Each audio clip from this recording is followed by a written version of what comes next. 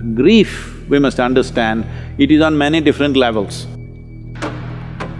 Somebody close to them died somewhere, they will feel this because within the body there is a certain process. Because what you call as a parent is the basis of this body. There is a very deep memory connection between the two.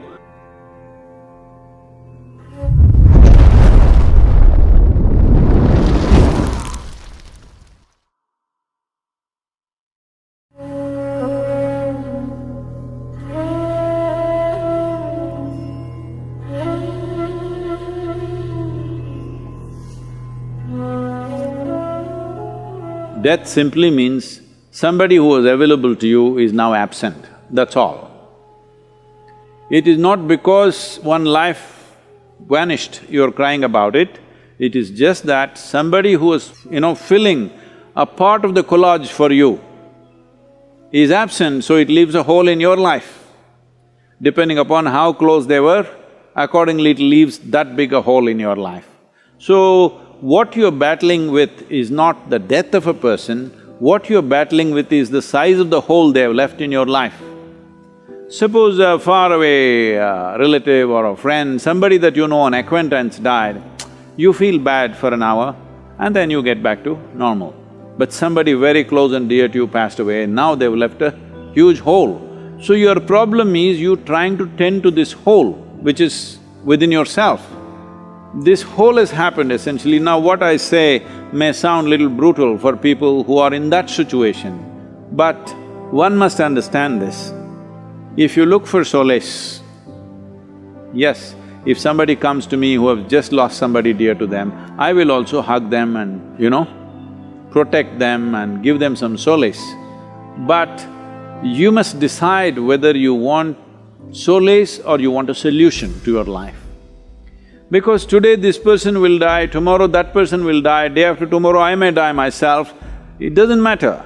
But people keep dying because we are dying kind of people. Let's understand this, all of us, we are dying kind of people.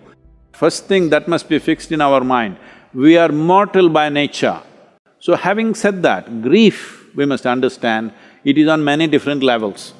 There is a psychological grief. In thought and emotion you suffer the loss of the person. But depending upon how much memory you have built within your body with regard to that person, let's say if it's your child or your husband or your wife or some kind of very close bond, then a certain amount of memory is there in your body. We call this traditionally in the yogic culture as runanubandha, that is, body has developed a bond beyond your psychological friendships and companionships and love and whatever else you have. Body itself has done this. A whole lot of people feel this. Somebody close to them died somewhere, they have not received any information. Suddenly they feel their energies are gone and they're like, they don't know what's happened, but suddenly they're almost sick, they're feeling like that, completely drained out. Then after a few hours or few days, information comes that this person is dead. But well before the information came, they will feel this because within the body there is a certain process that the memory starts undoing itself and you feel like you're dumped.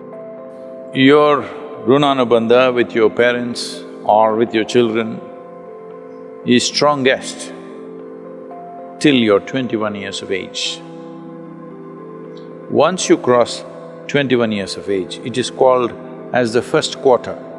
In the yogic way of looking at it, 84 is the cycle of life.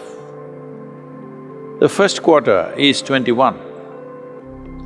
Up to 21, if you lose a parent or if you lose a child below 21 years of age, the pain will not just be emotional, it'll be physical.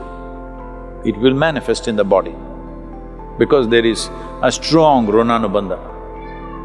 But beyond 21, it is largely psychological and emotional. When we say runanubandha, what you suffer emotionally or psychologically, that's not what we're talking about. We are talking about physical memories. bodies have memories. Because what you call as a parent is the basis of this body. There is a very deep memory connection between the two that is at its strongest till 21 years of age. Once you pass that, it is weakened. Is it gone? Not totally gone, weakened.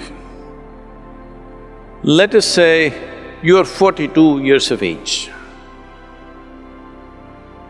and you're a man, then you still have a reasonably painful runanubandha. But let us say you're 42 years of age and you're a woman, your runanubandha is almost negligible. Not that it's not there, it's there, but very, very low. So, the suffering that you go through is largely emotional and psychological. If you're psychologically very stable, emotionally balanced, you will see you will handle it quite effortlessly because there is no physical turmoil going on in the system. But the same thing, if they lose their husband, that runanubandha is physically painful because that is a different type of runanubandha. A child below 7.5 years of age doesn't have much runanubandha. The mother and father may have enormous runanubandha, but on the other side, there is not much runanubandha. This is not just for psychological reasons. A child below 7.5 years of age doesn't suffer much, doesn't go through the turmoil physically. May suffer because of not being taken care of and those kind of situations if they are there. I don't want to go into the detailed mechanics of what it is, but if you are over 42 years of age and you're a woman and you lost a parent, this is why in this culture, women are not required to do karmas. Karma is done for the dead, not so much for you. But if you're below 21 years of age, it's very, very important you do it because it's both for the dead and for you. It's very important for you because the person who died, whatever happens, happens. But your life can be in a constant turmoil because there is a physical memory which torments you at a different level. Even if you're mentally stable, emotionally very balanced, still there is a certain torment going within you. For this, there are yogic processes with which you can rejuvenate the system. There's a whole system of things to do. Here at the yoga center, we've kept it very alive. For people who lose their loved ones, we do certain processes so that the physical memory is taken away. Once the physical memory is taken away, the psychological suffering can be dealt with by the individual person much more easily.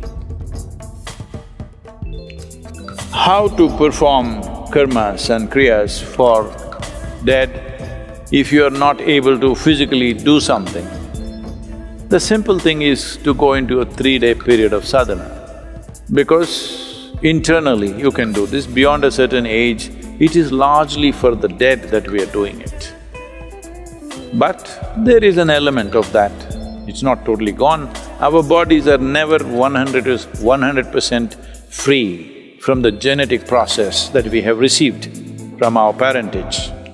There is a way to be above that, but we are not absolutely free. Physical body functions in a certain way. So, just 3 days of withdrawal and a certain type of sadhana, if you don't know anything else, simply just do the Maha Mantra, Om Namah Shivaya intensely for 3 days as much as you can. A minimum of 4.5 hours a day if you do this, you don't have to really bother about that because it's also nice to withdraw, it's a sensitive time, but now deaths and funerals and what happens post-death is all become a social nonsense that you have to have people at home, you have to serve them drink, you have to serve them food. This… in the Western countries it's become a big thing, even in India, certain kind of thing is building up.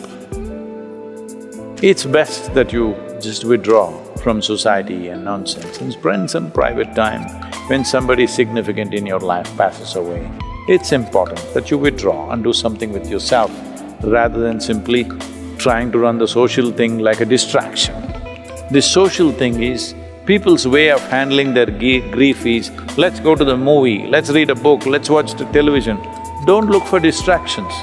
When there are troubles within us, we must address it head on. Don't look for distractions. Distraction is not a solution.